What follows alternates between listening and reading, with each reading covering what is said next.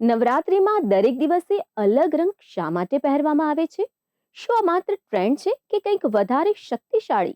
નવરાત્રિના 9 દિવસ માત્ર પૂજા નહીં પણ ઉર્જા અને ચેતનાનું જાગરણ છે.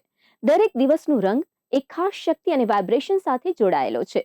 જેમ કે યલો આનંદ, ખુશી અને પોઝિટિવિટીનું પ્રતીક, ગ્રીન વિકાસ, હિલિંગ અને નવી શરૂઆત, રેડ શક્તિ, આત્મવિશ્વાસ અને હિંમત, બ્લુ શાંતિ, વિશ્વાસ અને સ્થિરતા, પર્પલ આધ્યાત્મિકતા અને આંતરિક જ્ઞાન, વ્હાઇટ શુદ્ધતા અને શાંતિ, ઓરેન્જ ઉર્જા અને ઉત્સાહ, પિંક પ્રેમ અને કરુણા, ગ્રે બેલેન્સ અને સ્થિરતા.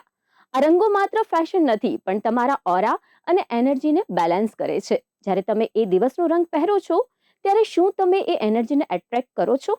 તો આ નવરાત્રી ફક્ત રંગ ન પહેરો પણ એ આંતરિક શક્તિને પણ જીવંત કરો. તો તમે રંગોના સ્પિરિચ્યુઅલ સાયન્સ વિશે શું માનો છો? કમેન્ટ કરીને જણાવો.